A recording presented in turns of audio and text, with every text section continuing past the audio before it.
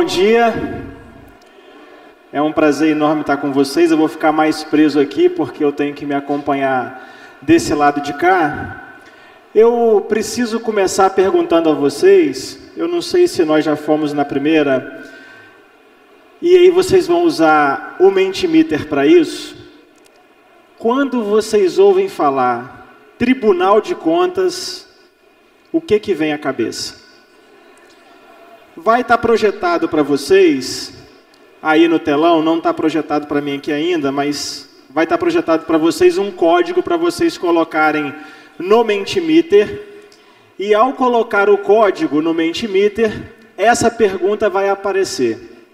E vocês vão responder com a palavra que vier à cabeça de vocês, viu, dona Eliana? Então, por favor, responda. Participem da pergunta, não tem problema, eu não vou saber quem respondeu, então vocês podem responder livremente e honestamente o que vem à cabeça quando vocês ouvem falar Tribunal de Contas. Está aparecendo aí? Não? Para mim também não está aparecendo, está sem sinal. Aí, agora. Então, o código 69614, vai aparecer a pergunta e o lugar de resposta no celular de vocês, e aqui vai aparecendo a resposta. Enquanto vocês vão respondendo, eu quero agradecer muito ao prefeito Gilson Daniel pelo convite, pela oportunidade de vir aqui conversar com vocês sobre um tema que é tão novo, tão importante para todos nós, sobretudo nesse momento que nós vivemos. Vamos lá, gente? Até agora eu estou vendo que 0 pessoa respondeu. É isso mesmo? Não está funcionando? O que está acontecendo? Porque para mim eu só vejo que está 0 aqui e não respondeu. Ah, a internet aqui está ruim. Uma pessoa respondeu.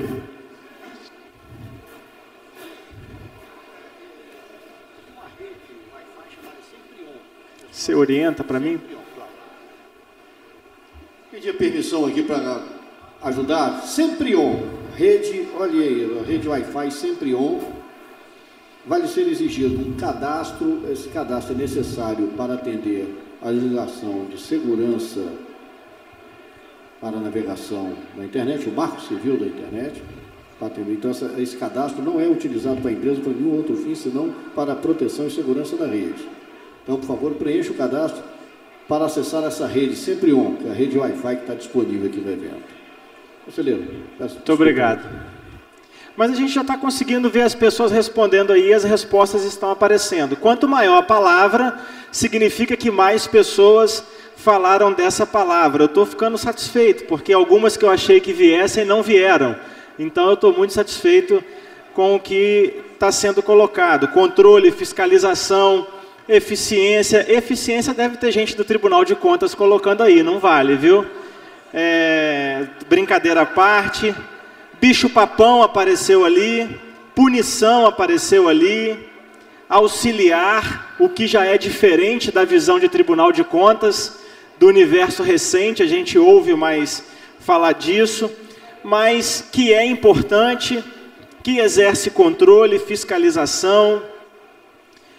E aí, enquanto vocês vão respondendo, vai aparecendo mais. Continuem respondendo, eu vou voltar para a apresentação, porque eu acho que o que nós queríamos verdadeiramente está estabelecido. Eu estava com medo porque eu fui num evento recentemente e fizeram uma piada que eu achei terrível, mas eu tinha medo dela ficar estratificada aqui, que perguntaram qual era a principal diferença entre um terrorista e o Tribunal de Contas. Vocês sabem a principal diferença entre um terrorista e Tribunal de Contas? Não, eles falaram que terrorista tem simpatizante. E nós efetivamente não temos, porque os gestores acham que nós punimos demais e a sociedade acha que a gente é benevolente demais. Então a gente não agrada a ninguém. Mas isso é uma coisa que nós estamos mudando com o trabalho de todos os nossos servidores, que eu quero agradecer aqui. Qual é o nosso objetivo? O nosso objetivo é fazer uma reflexão juntos sobre governança pública. Então eu não estou aqui para ensinar ninguém, eu não estou aqui para tentar estabelecer uma versão sobre uma determinada coisa que seja verdade para vocês, mas eu quero refletir com vocês sobre governança pública. E por que que eu estou aqui? Porque eu estabeleci um propósito para a minha vida. E ao estabelecer o propósito, estar aqui falando para vocês hoje faz todo sentido para mim. E eu quero que vocês também estabeleçam para vocês o mesmo propósito. Precisa fazer sentido para vocês refletir sobre esse conhecimento.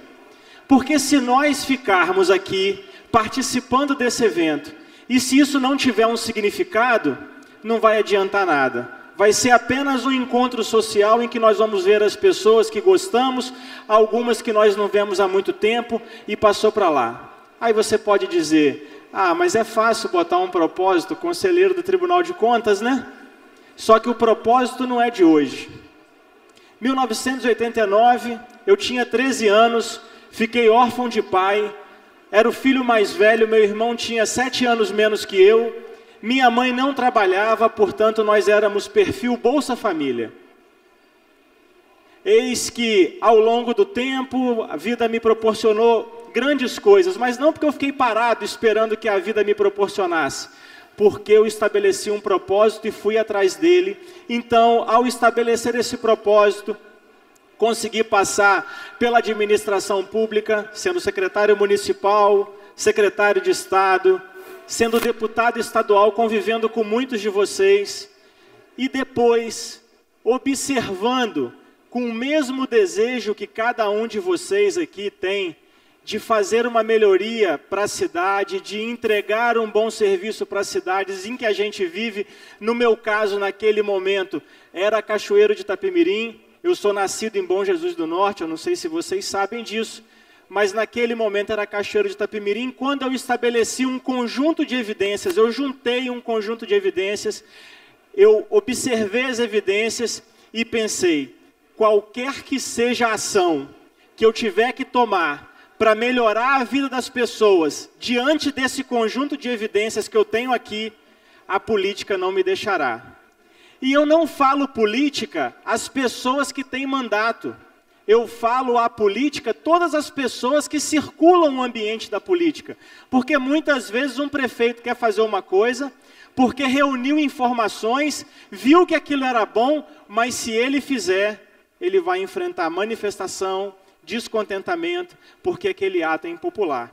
Então, elegendo o propósito de vida, o meu propósito não era ser prefeito, não era ser deputado, o meu propósito era usar estes lugares onde eu estava como instrumento para fazer uma entrega. Eis que, tendo esse propósito, olhar para o Tribunal de Contas parecia apropriado para que a gente conseguisse dar elementos para que as pessoas passassem a tomar decisões com base em evidências e que elas ficassem reveladas para o conjunto de pessoas. Nós temos programada a apresentação de uma auditoria em educação, que é o estabelecimento dessas evidências que eu falei que vi em Cachoeiro de Itapemirim. Agora o Tribunal de Contas vai disponibilizar esse conjunto de evidências para todos os gestores, mas mais do que isso, para toda a população capixaba. Então é importante que vocês constituam um propósito.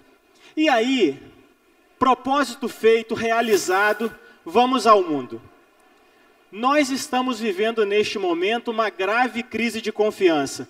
Vou retribuir o agradecimento, Edmar, pela sua presença aqui neste momento. Nós estamos vivendo uma grande crise de confiança. Vocês estão vendo aí, essas são instituições que têm a sua credibilidade medida desde 2009.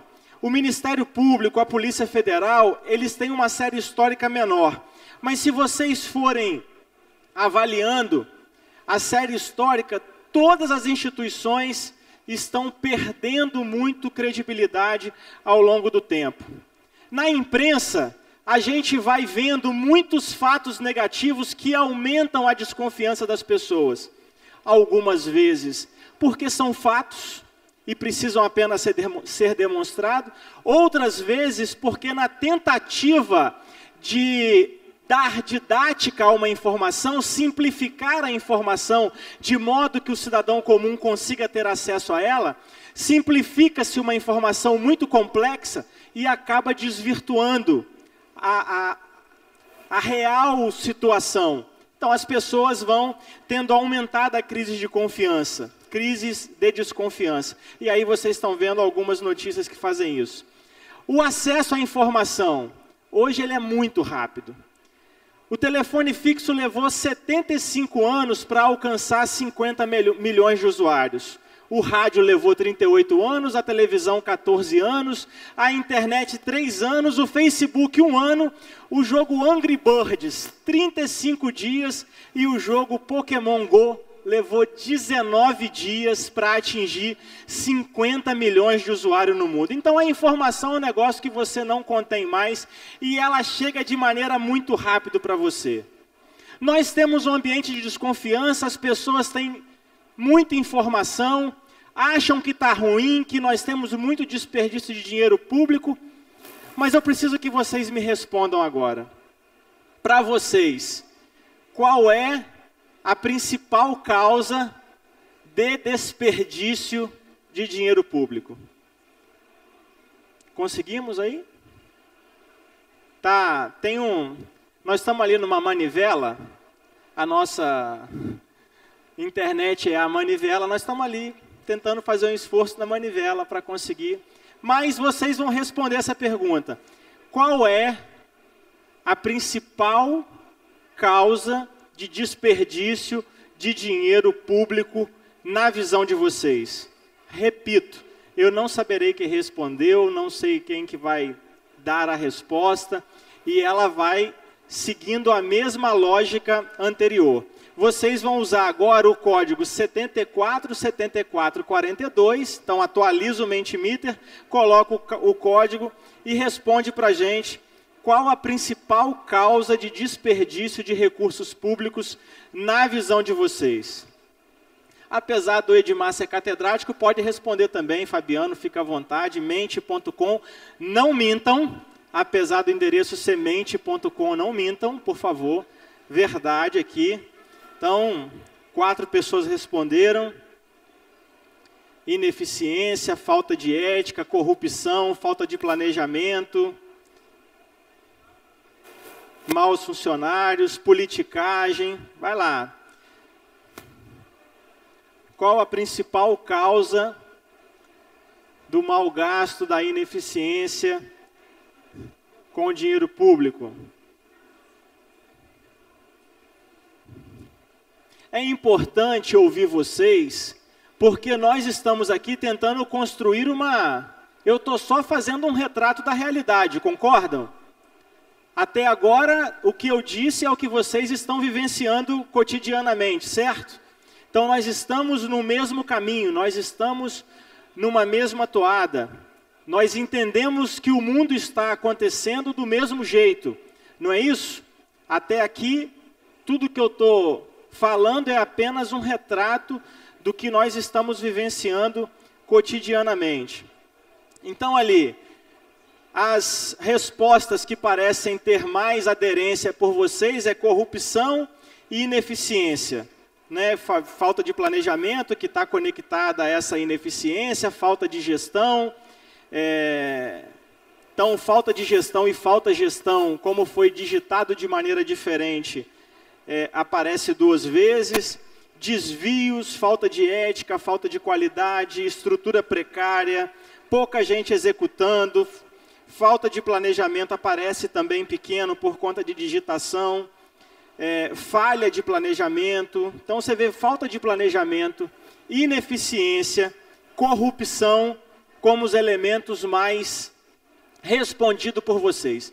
Então percebam, vocês disseram que a principal causa, vão voltar para a apresentação, 35 pessoas, a gente tem uma amostragem razoável.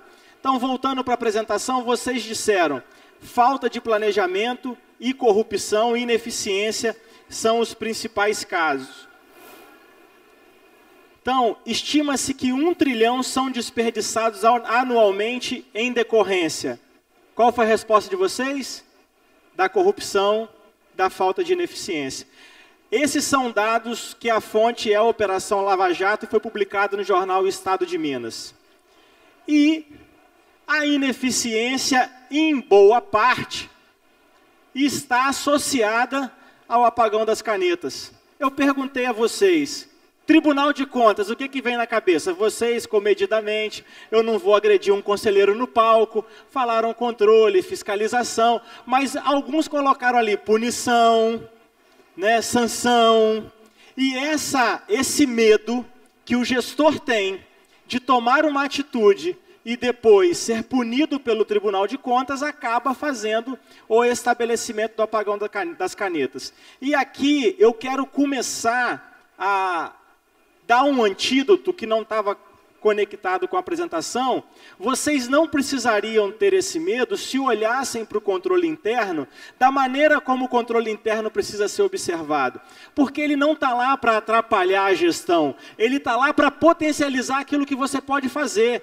Então, se quem estiver na liderança observar este mecanismo de controle interno como um mecanismo que tem a capacidade de potencializar aquilo que você vai fazer, auditando o seu próprio município para apresentar soluções para as áreas finalísticas, porque não é incomum, quando o controle interno faz uma auditoria ou orienta o estabelecimento de um contrato na política de educação, de saúde, de assistência social, o secretário vai dizer para o prefeito que o controle interno está se metendo onde ele não deve se meter. E não é verdade, porque ele está lá para estabelecer o controle interno da gestão. Então isso pode começar a fazer com que vocês não tenham necessidade de vivenciar o apagão das canetas. Mas a ineficiência está aí atestada. Um poste instalado no meio da rua, uma ponte que não tem para onde ir, uma mochila que carrega o menino e não o menino que carrega a mochila, porque ela ficou maior do que o menino efetivamente.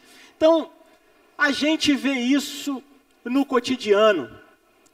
Se nós conhecemos o problema, então o que está faltando? Nós sempre teremos dificuldade em prever o futuro. Alguém aqui sabe exatamente o que vai acontecer no futuro? Mãe de Ná, presente? Ninguém sabe exatamente o que vai acontecer no futuro. Então, há um espaço incerto. Nós podemos assegurar que ele será determinado? Que vai acontecer de um jeito certinho e que vai para aquele caminho e que não terá desvio nenhum, porque com base no que eu vi no passado, vai acontecer assim no futuro e pronto, e acabou? Eu não posso dizer isso. Eu não sei o que vai acontecer ali, então eu não sei qual é a meta que eu vou estabelecer acolá, eu não posso também. Mas eu posso fazer uma previsão de rumo. Se acontecer isso, o resultado esperado é aquele. Se acontecer aquele outro, o resultado esperado é aquele outro de cá. Então nós precisamos responder nessa ânsia de ter um futuro, e o nosso futuro, no nosso presente, para o futuro, a gente só fala uma coisa, de que precisa de mudança. Precisa mudar. Aí tem um processo eleitoral, aí o adversário do prefeito que está, ganha, mudou. Daí a 4 anos, sabe o que ele ouve? Que precisa mudar. Aí acontece o mesmo ciclo, aí no final, sabe o que ele ouve? Que precisa mudar. Porque há um desejo, na grande maioria das pessoas, inconsciente. Ele sabe que precisa mudar, mas não sabe para onde. Ele não tem consciência pela mudança. Vai mudar, mas vai mudar para onde? Vai mudar em quê? E mais do que isso, vai mudar como? Qual é o método que nós vamos utilizar para a mudança? E aí, vocês vão verificar, ou nós vamos refletir juntos, que quanto mais governança e quanto mais gestão nós tivermos, quanto mais nós observarmos isso, menos corrupção e menos ineficiência nós teremos. Então, eu estou aqui refletindo com vocês, porque essa é a minha opinião, se nós fortalecermos mecanismos de governança, porque hoje nós trabalhamos muito com a gestão, E falamos muito de governança, mas compreender governança efetivamente ainda é uma coisa que eu não sei se está todo mundo compreendendo. Agora, não dá para a gente achar que governança é uma solução definitiva. Resolve todos os nossos problemas. Eu vou pegar num pacotinho na prateleira, um estudo, uma construção, um escrito de governança que funcionou num determinado lugar, vou aplicar no meu município e pronto. Tudo estará resolvido. Não estará resolvido. Se for assim, nós vamos levar a temática da governança para um lugar inalcançável. Porque o que funciona num lugar, não necessariamente funciona no outro lugar. Porque nós temos comportamentos, fruto desse comportamento nós temos culturas diferentes. Nós vimos aqui ontem o ministro da CGU dizendo das experiências que foram trocadas com órgãos de controle da Suécia, e ele apresentou as estruturas de controle e no final perguntava, mas para que controle? Quem desviaria o Bolsa Família?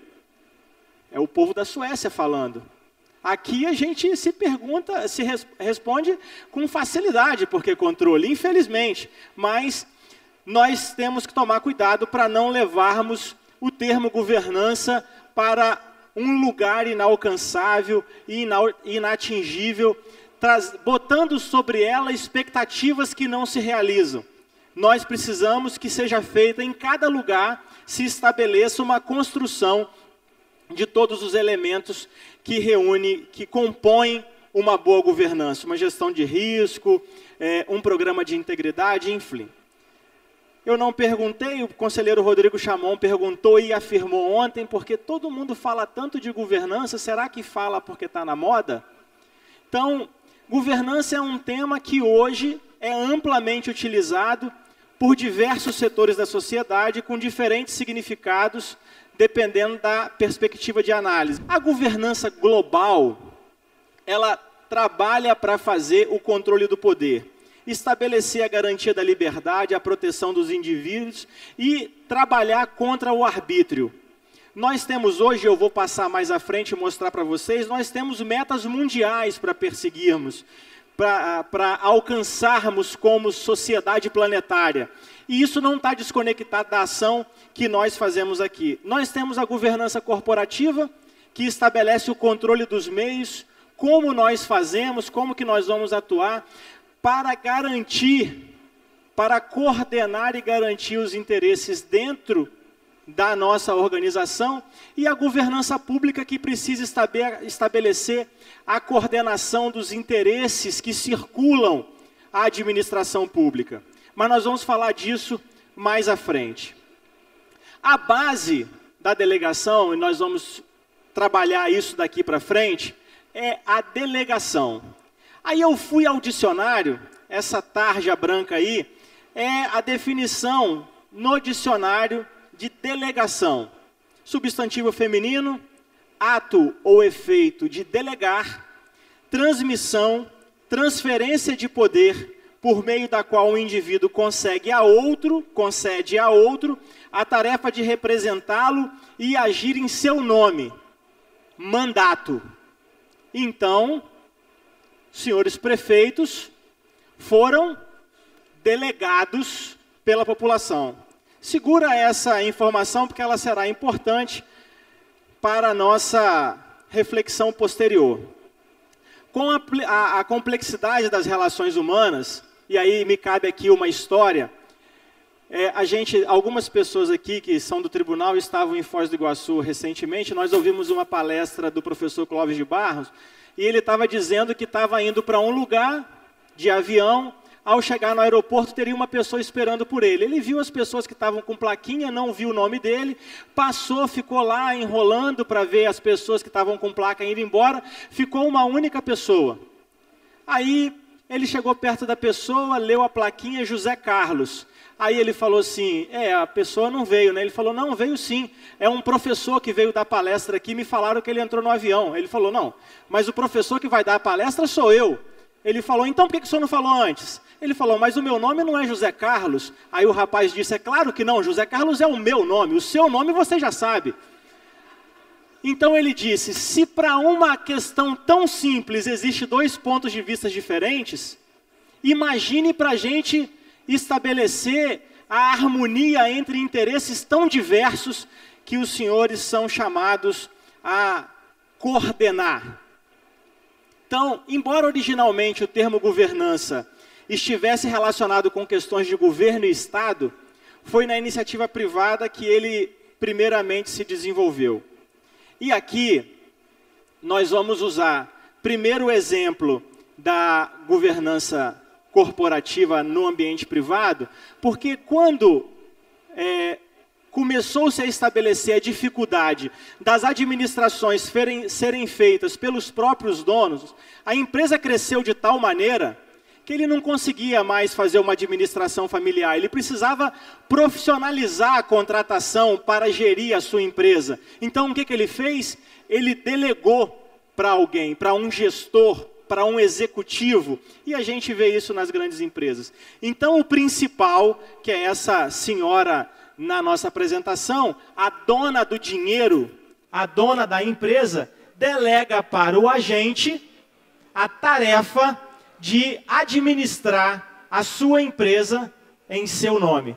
Então aí está estabelecida a delegação. Foi onde aconteceu o divórcio entre a propriedade e a gestão. Tanto o principal, a principal neste caso, quanto o agente tem interesses. E aqui, quando eu falo interesses, eu estou abordando interesses legítimos. Eu não estou dizendo que são interesses que vão prejudicar ou que são maléficos, mas esses interesses algumas vezes conflitam.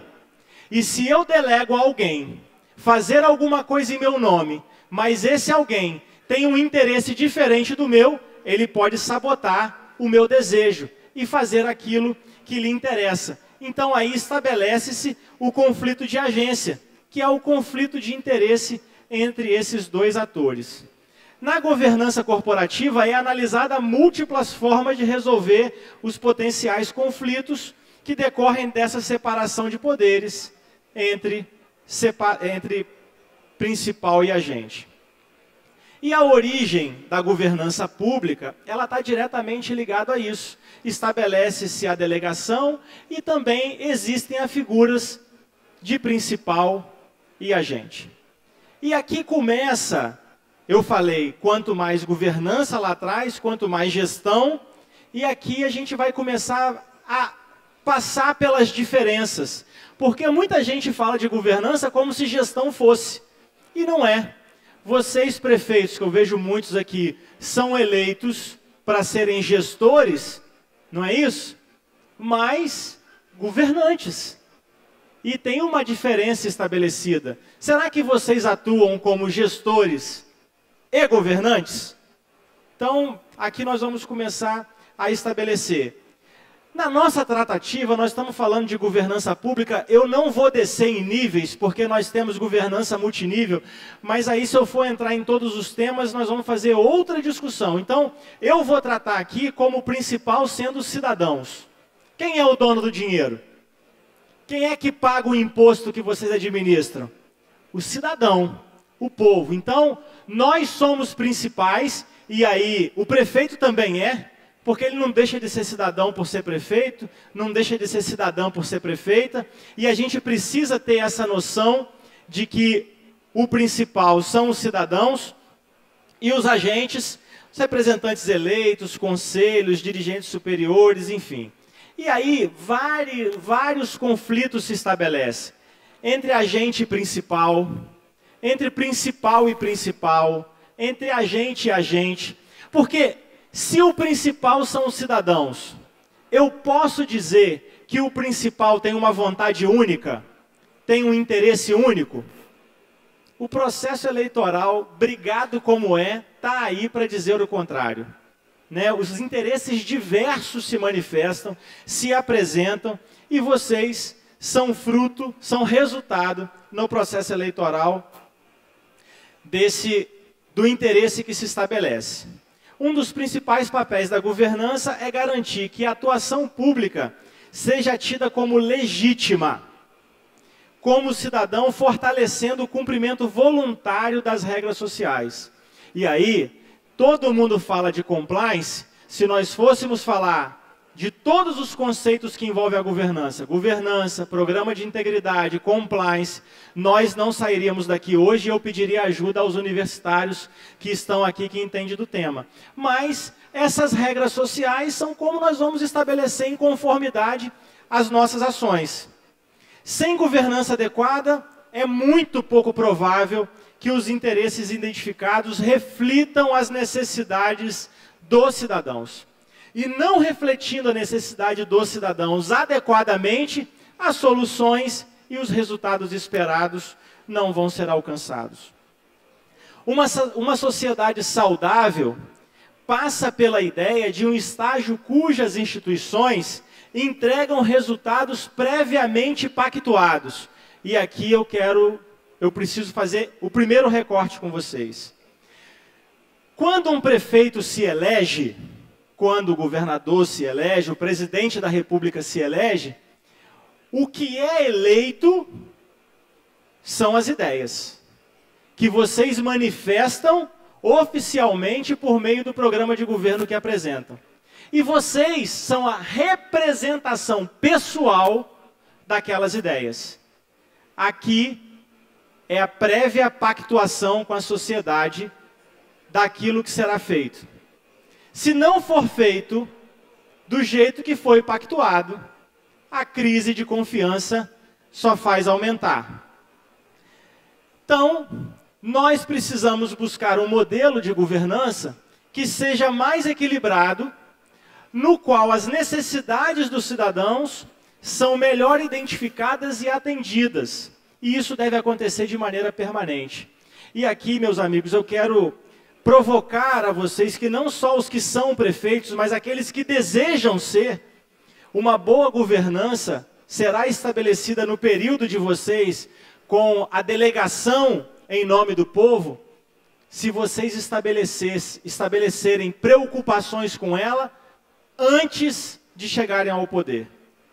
Então, ao momento de construir os programas de governo, o aspecto da governança já precisa estar no radar e na preocupação de vocês.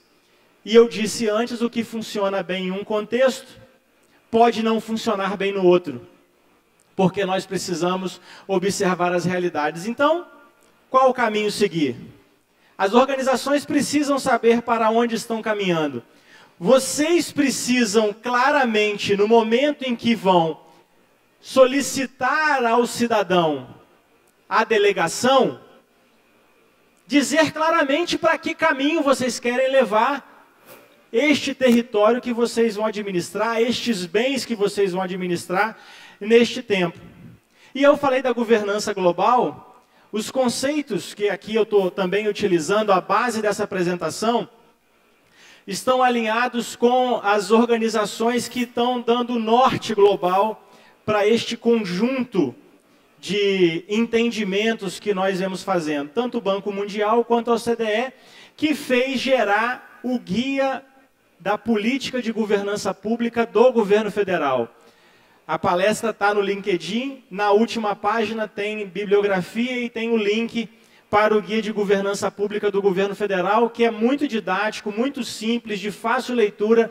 Quem quiser como trilha de aprendizado, muito interessante vocês utilizarem. E a OCDE, a ONU, os mecanismos internacionais estabeleceram os Objetivos de Desenvolvimento Sustentável para que nós passemos a organizar as políticas públicas a partir deles.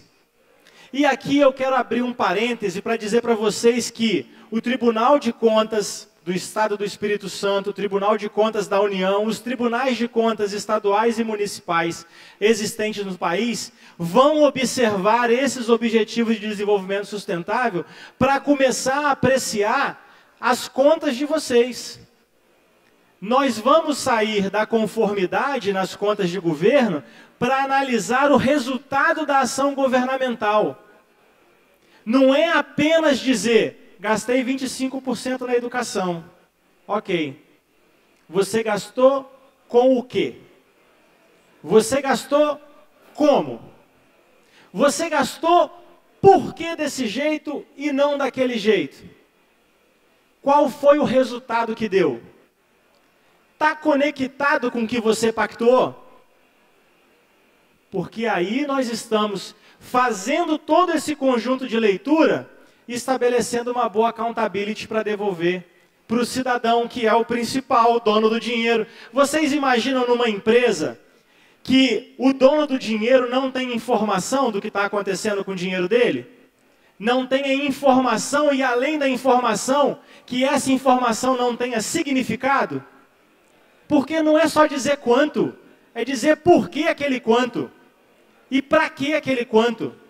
E aí estará estabelecida a accountability. Eu destaquei aqui o 16 e o 17 dos objetivos, porque são o Objetivo de Desenvolvimento Sustentável número 16, é paz, justiça e instituições fortes. O 17, parceria em prol das metas. O que é isso senão um ambiente de coordenação estabelecido que garanta a harmonia e atenda aos interesses de todos os atores envolvidos? Então, nós só atingiremos esses dois objetivos com uma boa governança. E esse guia da política de governança pública do governo federal foi estabelecido através do decreto 9.203 de 2017. Completou semana passada ou retrasada 2 anos. E ele estabelece as regras da política de governança e tem uma condução bastante integrada e coerente. Então, eu já estou dizendo para vocês, governança não é o mesmo que gestão. E aí eu vou usar uma definição que está no decreto. Governança no setor público compreende conjunto de mecanismos de liderança, estratégia e controle, postos em prática para avaliar, direcionar e monitorar a gestão com vistas à condução de políticas públicas e à prestação de serviços de interesse da sociedade. Isso é o que está no Manual de Governança. E aqui nós estamos utilizando o material do Tribunal de Contas da União, porque aqui eu quero também chamar a atenção de vocês para uma coisa. As duas instituições que mais estão fornecendo base para o estabelecimento da política de governança, seja ela pública ou privada, são o Tribunal de Contas da União e a Controladoria Geral da União. Então, essas duas instituições são as que mais têm dado bases e ferramentas para o estabelecimento da governança. Então, olha a relação entre governança e gestão. A governança, do ponto de vista estratégico, ela vai avaliar, direcionar e monitorar. Eu quero estrategicamente isso. Então ela vai dizer estrategicamente, e aí no papel de governante de vocês, o que vocês dizem para os secretários? Eu quero isso, que isso aconteça, eu quero este resultado. Vocês vão monitorar e avaliar se aquelas ações que foram estabelecidas no ambiente da gestão, então vocês deram aos gestores, porque vocês são gestores, ok, mas os seus secretários também são. Então, vocês deram a eles a estratégia e espera deles, depois de planejar, executar, controlar, voltar com accountability, prestando conta para vocês, porque ao final vocês farão isso para nós também, porque o Tribunal de Contas terá que garantir em nome do cidadão a boa governança. Então, quais diferentes funções elas têm? A governança: supervisionar a gestão, definir o direcionamento estratégico, envolver as partes interessadas, gerenciar riscos, gerenciar conflitos internos, auditar e avaliar o sistema de gestão e controle, promover a accountability. Então, governante, eu falei no início, vou repetir agora. Para vocês, governantes, no ato de governar, o controle interno é essencial, fundamental. Vocês não terão sucesso se não fortalecerem o controle interno. Funções da gestão. E aí, ao não fazerem isso, vocês vão cair lá na gente, no controle externo. Mas ainda terão que estabelecer uma coordenação de interesses com o controle social. que também é importante nessas relações, para garantir os interesses do cidadão, nós vamos falar disso mais à frente. Funções da gestão: implementar programas, garantir a conformidade com as regulamentações, revisar e reportar o progresso de ações, garantir a eficiência administrativa, manter a comunicação com as partes interessadas, avaliar o desempenho e aprender. Prefeitos mandam para o Tribunal de Contas PCA de ordenador, PCA de governo. Está vendo aí mais ou menos a diferença? Em uma, nós vamos observar as funções de gestão na PCA de ordenador. Nas outras, nós vamos apreciar as funções de governo, de governança. Por isso, a avaliação do resultado da ação governamental. E tem uma declaração de Moscou, que foi realizada num congresso organizado pela Intosai, que é uma instituição internacional que congrega as entidades fiscalizadoras superiores e que no Brasil é membro da Intosai, o Tribunal de Contas da União. Então nós não estamos inventando moda aqui. Nós estamos fazendo aquilo que o mundo, o Brasil, está seguindo para fazer. Então, o que nós podemos dizer sobre governança? Que ela é sobre distribuição de poder, definição de metas estratégicas, realização de planejamento de médio prazo, desenvolvimento de ações integradas aos segmentos do governo. Eu estou tirando isso daquele manual, daquele guia da política de governança do governo federal. Então não sou eu que estou dizendo, isso está estabelecido. E nós precisamos fazer com que nossas instituições, os mandatos, consigam agregar valor público, oferecer respostas efetivas as necessidades ou demandas coletivas que sejam politicamente desejadas. E aí está a legitimidade. Se esse é o desejo do cidadão, se esse é o desejo do principal, é legítimo que se estabeleça o alcance desses resultados, cujos resultados modifiquem aspectos da sociedade por meio do uso eficiente, ético e transparente dos recursos públicos. Então, existe uma carência muito grande, principalmente no que tange o planejamento e a estruturação, e aí a gente faz muito planejamento, considerando muito internamente, e aqui, quando nós estamos falando de governança, nós precisamos, eu já disse várias vezes, coordenar e mediar os interesses diversos que estão em torno da administração, porque administrar é governar o espaço público que vocês são delegados, enquanto no setor privado o foco da governança é a remuneração do capital, na área pública a mensuração é bem mais complexa. Aqui, se nós estivéssemos conversando no botequim, eu diria que o buraco é bem mais embaixo, porque as necessidades são bem diferentes. Tanto é que se nós colocarmos um belíssimo executivo para ser prefeito ou governador, talvez ele não tenha o mesmo resultado no governo que tem na empresa dele. Mas veja bem, a partir de 2008, aumentou significativamente o interesse e atenção do TCU sobre governança. Esse gráfico aí é o número de vezes que o termo governança foi usado em acórdãos do TCU. Então observa, lá em 2001, que foi o primeiro, a série histórica que acaba em 2013, mas deu para vocês sentirem que muito mais acórdãos falam de governança. Então, o sistema de governança pública reflete a maneira como os diversos atores se organizam, interagem e procedem para obtê-la. Aqui, nós vamos começar a falar da gestão e eu preciso que vocês, junto comigo, tentem se reconhecer ou não, né? Esse triângulo aí estabelece a gestão. Você geralmente faz um planejamento considerando isso aí, né? Você vai planejar a alta administração, o senhor prefeito, a senhora prefeita, que planeja considerando a execução dos seus secretários, dos seus gerentes. No máximo que você faz olhando para fora é uma matriz SWOT, dizendo que há uma ameaça externa, dizendo que tem um ponto fraco que você vai alcançar, mas considerar que aqueles interesses lá fora precisam ser alcançados é a sua função de governante. Aí é a sua parte de governante. Então aqui é você gestor. Você vai atuar para dentro. É você mandando nos seus subordinados. mandando, não necessariamente, você pode liderar de várias maneiras, mas você coordenando a ação administrativa para dentro.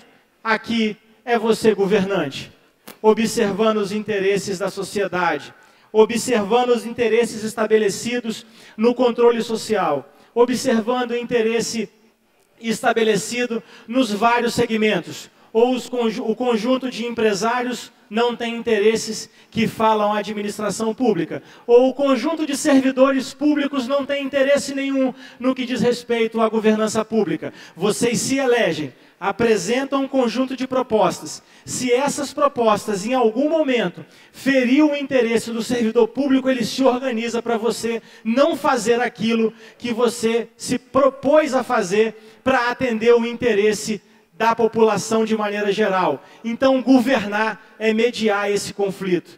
Governar é mediar esses interesses diversos. Então, aqui, eu também vou passar, mas tem as instâncias externas, apenas como exemplificação. Você precisa chegar lá no seu município e fazer você o seu mapa de interesses que orbitam a sua administração. Quais são os grupos? Quais são as pessoas que se organizam para tentar influir naquilo que você faz por ter interesses com a administração pública? E eu vou lembrar, aqui eu falo em interesses sempre considerando interesses legítimos. Então, se nós estabelecermos que a percepção de um ambiente mais complexo do que o da gestão, no qual eu preciso coordenar, eu posso afirmar categoricamente que governança não é mais um modismo. E aí, vocês são submetidos a uma análise de reputação. Então, quando eu falo da pactuação que foi feita lá na frente, e vocês não têm atenção com ela, o que ficará manchado é a sua reputação. Se a percepção do que você faz for menor do que a expectativa que você criou, há uma insatisfação. Se a percepção daquilo que você faz é igual à expectativa que você criou, tem uma satisfação. Agora, se a percepção do que você faz é maior do que a expectativa que você criou, aí você gerou encantamento das pessoas, encantamento nas pessoas.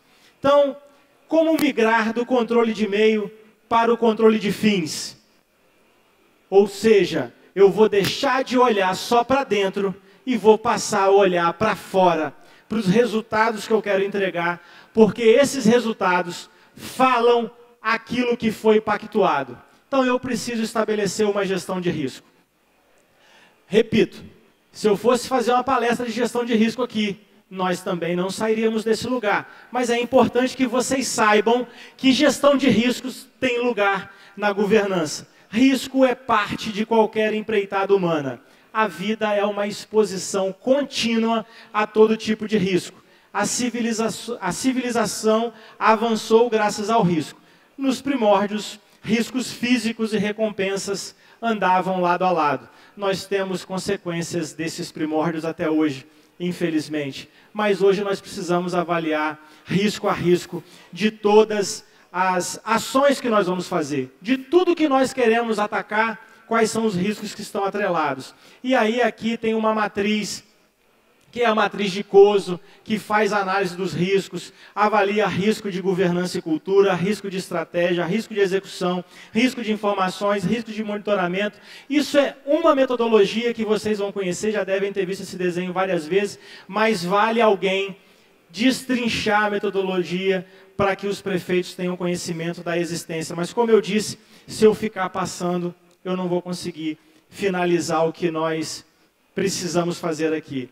Quando governos definem objetivos estratégicos, coordenam o desenho e a implementação da política para alcançá-los e precisam monitorar o progresso.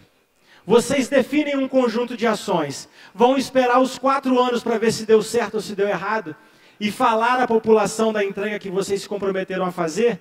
Não. E aí, aqui eu tinha, inicialmente, Edmar, a apresentação era muito maior, colocado as linhas de defesa que você tão rapidamente passou, no próximo evento você dá mais tempo para ele, porque a Seconte é referência no Brasil de controle interno, então vocês, por favor, deem mais tempo a ele para falar de controle interno.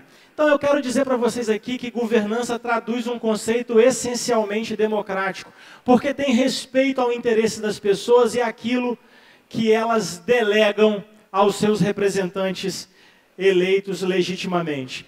Então os cidadãos, dono do dinheiro, delegam por meio de eleições, das quais foi apresentada a essa população um programa de governo.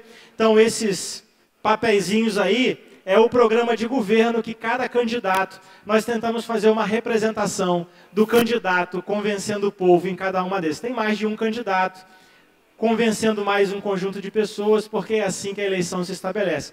Então tem um programa de governo, vocês vão lá e falam para eles, olha, eu estou me candidatando, vote em mim, porque eu quero fazer isso, isso, isso, aquilo outro. Você não vai lá e diz, vote em mim, o meu sorriso é mais bonito.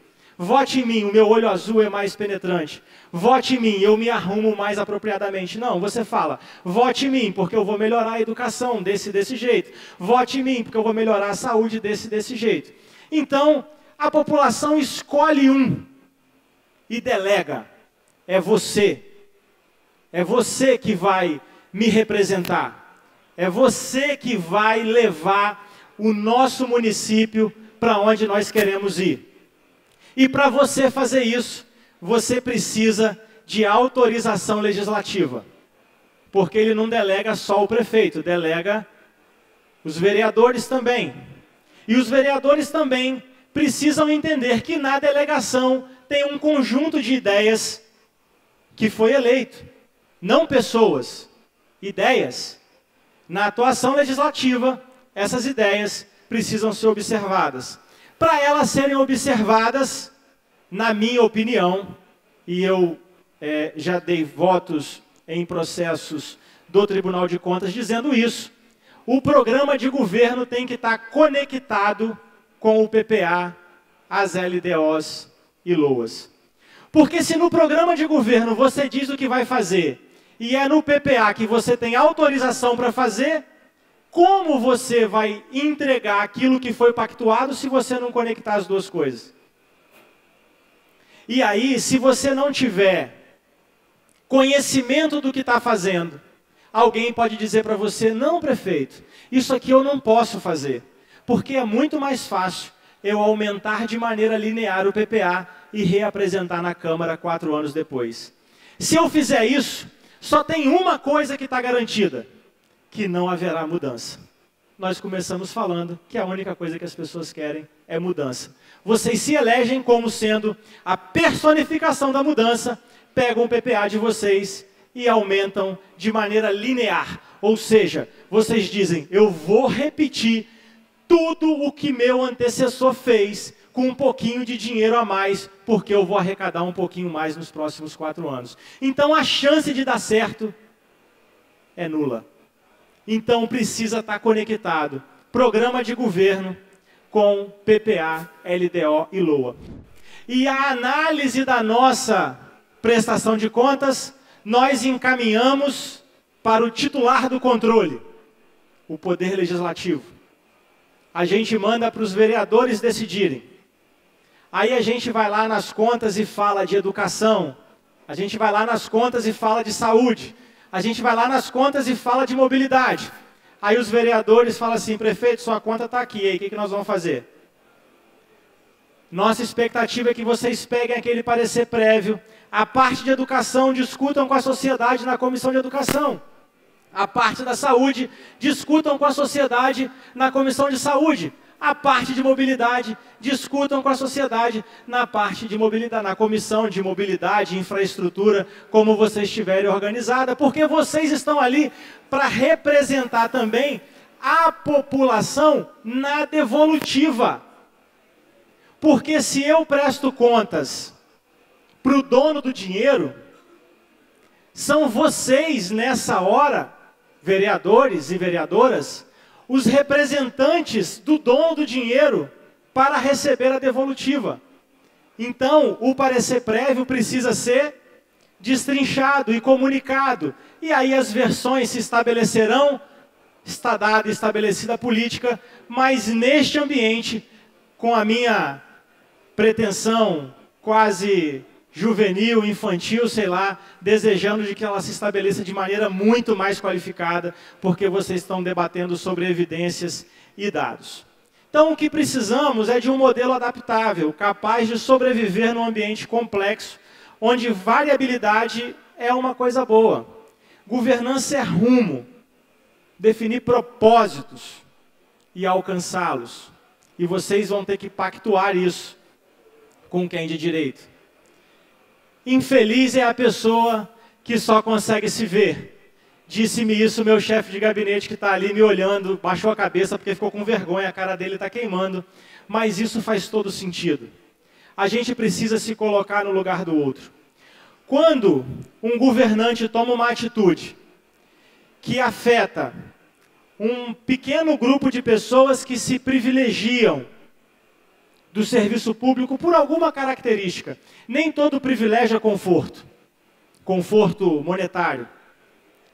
E nós, vendo a manifestação daquele grupo pequeno, não tomamos posição porque não é com a gente, nós não estamos enxergando todo. Porque aquele privilégio é bancado com seu dinheiro. Porque aquele privilégio, o gasto mal feito é do seu dinheiro, do meu dinheiro, do nosso dinheiro.